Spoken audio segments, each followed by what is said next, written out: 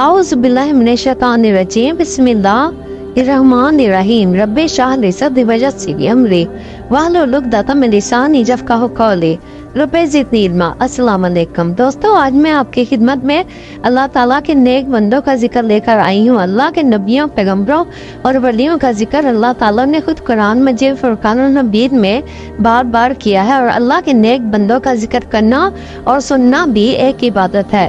بسم اللہ الرحمن الرحیم۔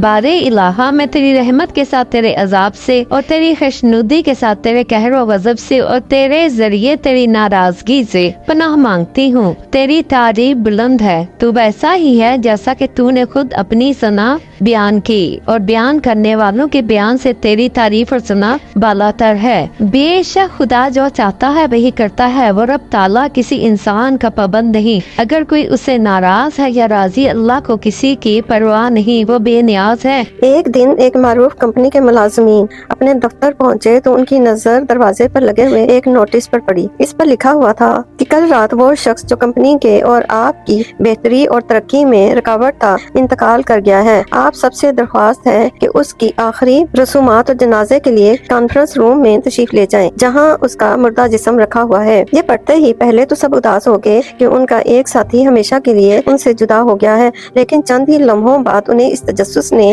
گھیر لیا کہ وہ کون سا شخص تھا جو ان کی اور کمپنی کی ترقی کی راہ میں رکاوٹ تھا۔ اس شخص کو دیکھنے کے لیے سب تیزی سے کانفرنس روم کی طرف جانے لگے۔ کانفرنس روم میں ملازمین کا اتنا ہجوم ہو گیا کہ سیکورٹی گارڈ کو ان لوگوں کو کنٹرول کرنے کے لیے خصوصی ہدایات جاری کرنا پڑی، لیکن لوگوں کا ہجوم تھا کہ قابو سے باہر ہوا جا رہا تھا۔ ہر شخص سوچ رہا تھا کہ سامنے پڑی چادر کے نیچے وہ کون سا شخص ملفوف ہے جو میری کارکردگی اور ترقی کی راہ میں رکاوٹ تھا۔ تجسس تھا کہ بڑھتا ہی چلا جا رہا تھا۔ بالآخر کمپنی کے مالک نے ملازمین سے کہا کہ وہ ایک ایک کر کے آگے بڑھ کر جا سکتے ہیں اور کفن پوش کا دیدار کر سکتے ہیں۔ ایک ایک کر کے متجسس ملازمین کفن کے قریب آتے ہیں، کفن کی بالائی چادر اٹھاتے ہیں، اور جو ہی وہ اس میں جھانکتے ہیں گنگ ہو کر رہ جاتے ہیں۔ ان کی زبانیں تو تالوں سے چپک کر رہ جاتی ہیں۔ ایک ایک کر کے وہ سب کفن کے گرد جمع ہو گئے، اور سب کے سب گویا سکتے میں تھے۔ یوں معلوم ہوتا تھا کہ جیسے کسی نے ان کے دل پر گہری ضرب لگائی ہو۔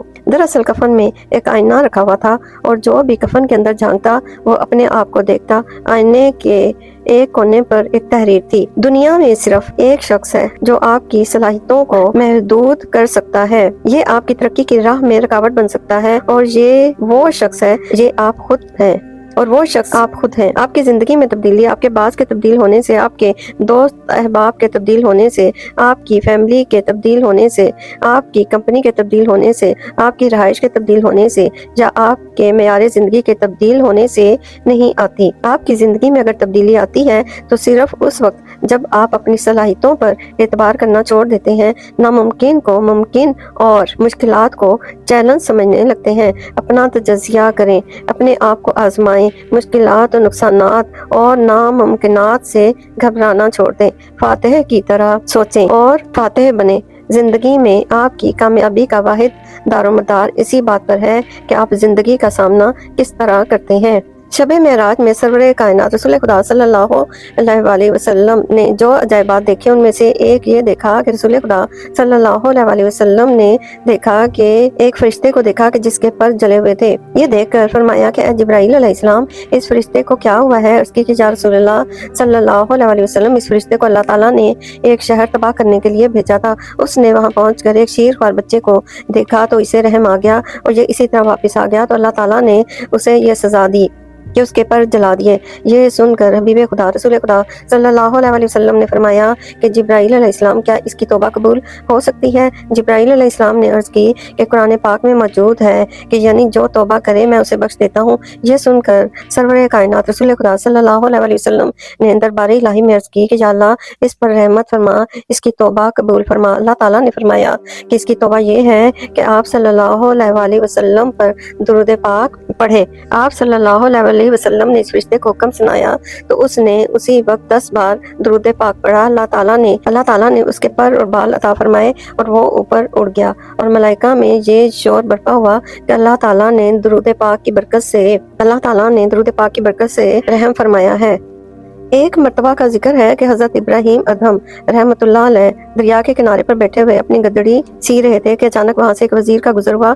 اس نے جو حضرت ابراہیم ادھم کو اس حالت میں دیکھا تو بہت حیرت زدہ ہوا اور کہنے لگا کہ کس قدر عظیم سلطنت کے مالک ہیں اور فقیری کو اختیار کر رکھا ہے، بادشاہ ہو کر فقیروں کی طرح گدڑی سی رہے ہیں، جبکہ ادھر ان کے نہ ہونے سے سلطنت برباد ہوئی جا رہی ہے۔ حضرت ابراہیم ادھم رحمۃ اللہ علیہ نے کشف کے ذریعے سے اس کے دل کی بات معلوم کر لی اور ان کو اپنے قریب بلایا، اور وزیر آپ کے قریب آیا تو آپ نے اس سے فرمایا کہ تو نے اپنی سمجھ کے مطابق بات کی ہے۔ اس کے بعد آپ نے اپنی سوئی دریا میں پھینک دی اور پھر بلند آواز سے پکارا کہ میری سوئی مجھے دو۔ اچانک دریا کے اندر سے ہزاروں مچھلیاں اپنے اپنے منہ میں سوئی دبائے ہوئے پانی سے باہر نکل آئیں۔ حضرت ابراہیم ادھم رحمۃ اللہ علیہ نے پھر آواز دی، اے اللہ مجھے صرف میری سوئی چاہیے۔ چنانچہ اسی وقت ایک دوسری مچھلی برآمد ہوئی جس کے منہ میں حضرت ابراہیم ادھم رحمۃ اللہ علیہ کی سوئی تھی۔ آپ نے سوئی اس مچھلی سے لے لی۔ اس کے بعد آپ نے اس وزیر کی طرف متوجہ ہو کر فرمایا کہ یہ بادشاہی اچھی ہے یا وہ حقیر سلطنت کی بادشاہی؟ پھر خود ہی فرمایا